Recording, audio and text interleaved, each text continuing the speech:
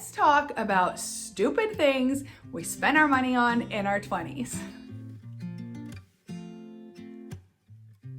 Hey guys, it's Kristin. Welcome back to my channel. Today I just wanted to share a silly, lighthearted video with you. I've seen this trend going around YouTube for a while now, and people are basically just talking about stupid things that they bought or spent their money on in their 20s. So that was quite a bit ago for me. I really had to stop and think about some of the things that I did in my 20s, but I was able to come up with a list of things to share with you guys and hopefully to show you what not to spend your money on, because all of these I now recognize as a huge waste of money. And good Lord, if I just had the sense back then to take this money and put it in a retirement account, it would be worth so much more right now. Before we get started, let me know in the comments what the dumbest thing you ever spent money on was. I would love to hear it. Hopefully I wasn't the only one making really stupid purchases when I was younger, so let's go ahead and hop into the video. So the first thing I spent too much money on was our wedding. A little backstory, my husband and I got engaged after only dating for 3 months, but then it was over a full year of being engaged until we got married. He worked so much overtime in that first year just to try and help us save up money for this wedding. Now, all of our parents did contribute and help us out, but we had a big wedding. And that was in part to me having a really large family, first off. It was also in part to my parents having a bajillion friends and really wanting their friends to be there as well. If you've ever planned a wedding, you know how easily it can just kind of snowball out of control. In our area, I feel like we kind of had two options for venues. We either had like a fire company option venue or the places that were much nicer, much more expensive. We didn't really have any in-between venues,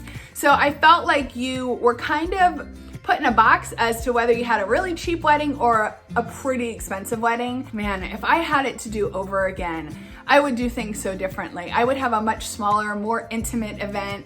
I would really be pickier about the types of things I felt I needed. I don't want to give you the impression that we had this like insane. It was a normal wedding. It was nice, but I wish we could do it over again. I think we could do it for half the price, probably enjoy it a lot more, save a lot more money, and not have stressed it as much. So if you are engaged, keep in mind that the bigger, better, more beautiful wedding doesn't always make for the best memories, in my opinion. I mean, that was just my experience. Obviously, the important thing was we got married and it was great, but I do wish we could do it over again and have it a lot smaller and more intimate. We did end up getting a lot of money for our wedding in gifts. So one of the first things we did, being young and dumb, was kind of go on a shopping spree. Why?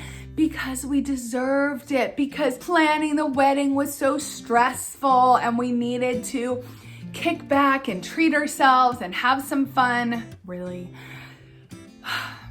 If this is your mindset, let me tell you, you do not deserve to go blow a whole bunch of money on absolutely nothing just because you worked hard to save for a wedding. So please don't follow in our footsteps. But back then was when normal, non-rich people buying designer sunglasses was like the thing. That's what everybody did. You weren't cool unless you had really cool sunglasses. I know you guys are probably laughing at me already, but that was kind of my thing. Was we went to a really big mall in our area and I was like, that's it. I'm gonna treat myself. I'm gonna get a really good pair of sunglasses, really good quality. And in my defense, I take very good care of my things, especially things that I spend a substantial amount of money on. So I knew they would last me for a very long time.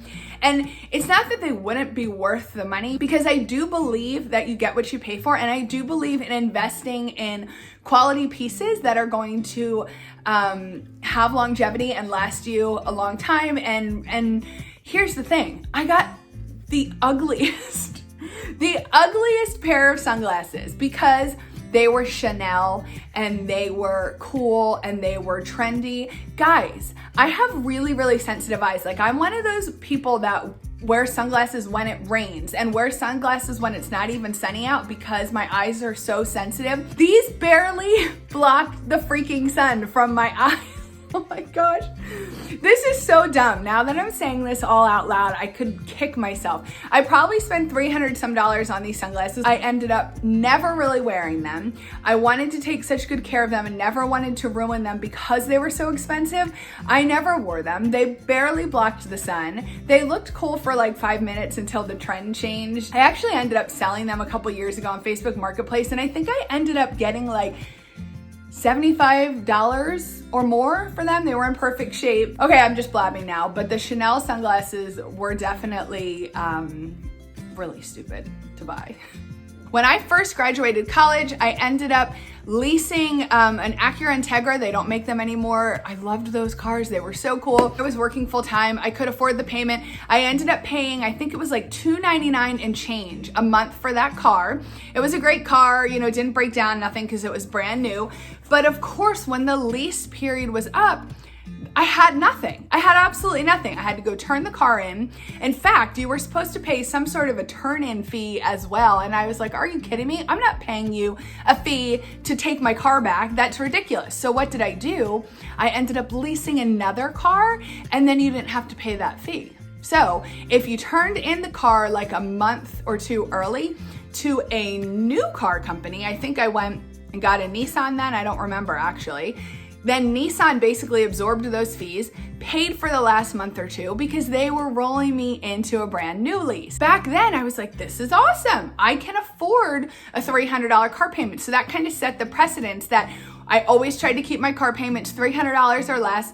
I never put one dime down on a car. Now, had I put money down on my lease, of course, that would have made my payments less, but I never wanted to put the money out of pocket. And then when the lease would be up, couple months ahead of time, I'd get that itch. I'd want a new car. I wouldn't want to deal with all the crap of turning it in. So I'd go and I'd lease another car. It just started this vicious cycle of we never could get out of a car payment because my husband did the same thing, except my husband made even dumber decisions because he would trade in his leases really early and end up kind of rolling these cars on top of each other. I'm happy to let you know we don't lease cars anymore. We have kind of seen the era of our ways that it's really the most expensive way to operate a car. We both now have completely paid in full cars that we drive, and we have plans on starting a car sinking fund so that when these kind of bite the dust, we are able to buy new to us cars with cash in the future. The next stupid purchase of my 20s was buying my first house.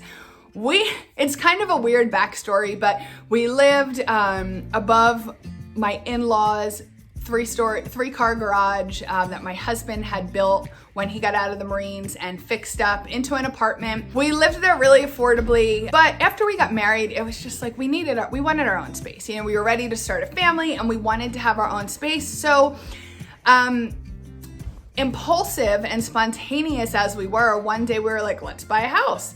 So we started looking, and you didn't really look for houses on the internet as much back then as obviously you do now. So somehow I kind of came across this house that was in a neighborhood that I used to be in when I was younger, and I thought was a really great neighborhood when I was younger. So we ended up looking at this house. I called the number on the sign.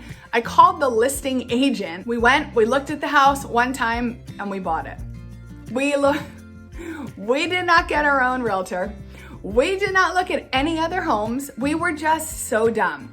We ended up living there for 2 years. We ended up getting robbed by our neighbors on Christmas morning. It was a whole mess. Had we done our due diligence and researched or looked into anything or even looked at any other properties, financially it worked out okay. Our mortgage was really affordable, and in living there 2 years, we ended up making, I think, like $20,000 on the sale of the home. It sold very, very fast. We moved on to our next house, and we looked a lot longer and a lot harder for our next house.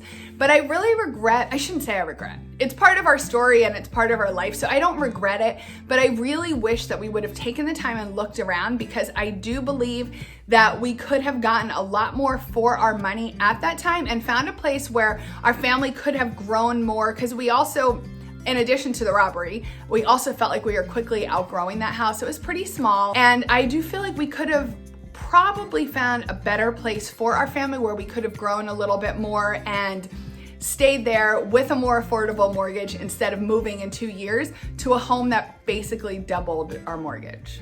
I don't know. Live and learn, right?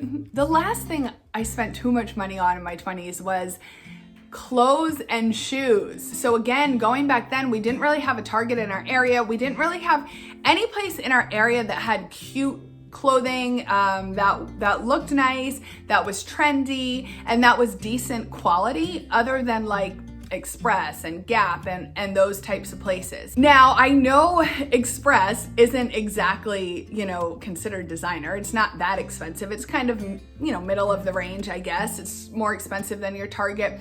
But back then, Express did not operate like they do now. So if you shop at Express now, or Gap, or American Eagle, or any of those like mall stores, you know that pretty much every other week they have like the whole store is 40% off. They didn't do that back then. That wasn't really a thing. And it was the most expensive clothing store that we had in our area at that time. And we had no kids and we had good jobs. So I spent a good portion of our money, or like I spent a good amount of money buying clothes. We used to go out all the time back then. I always needed a new outfit, a cute outfit. A lot of the shirts and clothing didn't get much wear. You'd spend $40, $50 for a shirt and only wear it maybe twice.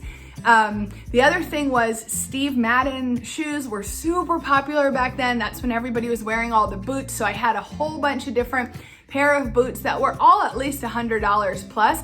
And here's the thing, I have no problem with spending $100 plus on a pair of boots, but on trendy, hot pink, suede, knee-high boots, girl, no. I mean, they got some wear because that was the trend back then for like a year. So they got worn a couple of times. Again, I took really good care of them, but I certainly didn't get my use out of them. I mean, I have a pair of Uggs that I've had for 15 years. They have holes everywhere. The seams are splitting. I have worn those boots so many times and gotten my money's worth 20 times over, but some of these other clothes and shoes that I used to spend money on, it just wasn't really worth the money. Now, I'm not talking like a bajillion dollars on clothing here, but I definitely overshopped and I definitely overspent. I just don't do that anymore. I just don't. I guess the difference is the clothing isn't a priority to me now like it used to be. I do have kids now. I do have a lot more things that I need to spend my money on and a lot more important expenses. But I really do wish I could have recognized at that time that a lot of the money was kind of just being wasted, that I could have taken that money and saved it, or better yet, invested it, and we'd probably be in a much better position today than we are, because we spent so much money like going out to bars and buying clothing to wear to the bars. And I don't know. If you're someone currently doing that, I'm not trying to pick on you or make fun of you, but I would love to see you maybe sit down, track your spending, and really get a good feel for how much you're spending, because that's the thing. I have no clue what I was spending. I think maybe had I seen the numbers in black and white and really seen exactly what we were spending, maybe it would have changed my perspective. Maybe it would have changed my priorities and my values when it came to spending my money. Maybe it wouldn't have, I don't know. But if you're spending money on any of these things, I would encourage you to take some time and sit down and really just get a good feel for where your money's going. And you know what? If you do that and you decide, hey, that's a priority for you, then no shame in your spending game. It's your money, it's your decision. But I hate to see anybody, fast forward a bunch of years and be like, damn it, I wish I wouldn't have spent all that money on that stuff, because you can't go back and change it. I'll get off my soapbox. Those were all the things that I overspent on when I was younger, in my 20s. I guess I could say things I regret spending money on, but like I said, it's all part of your story. It's all things that help you learn and realize how you don't want to do things in the future. And they're all lessons that I can try and teach my kids of things not to do when they are in their 20s. I hope you enjoyed this video. Let me know in the comments, do you have any big purchases that you regret, or have you always been pretty smart about your spending? I'd love to hear from you guys. I thank you so much for watching today, and I hope you have a great day. Bye. You said it was the last time, but you keep coming back to tell me sorry that you take back all the things you said just to hurt me. Our love just went cold, but I'm still burning.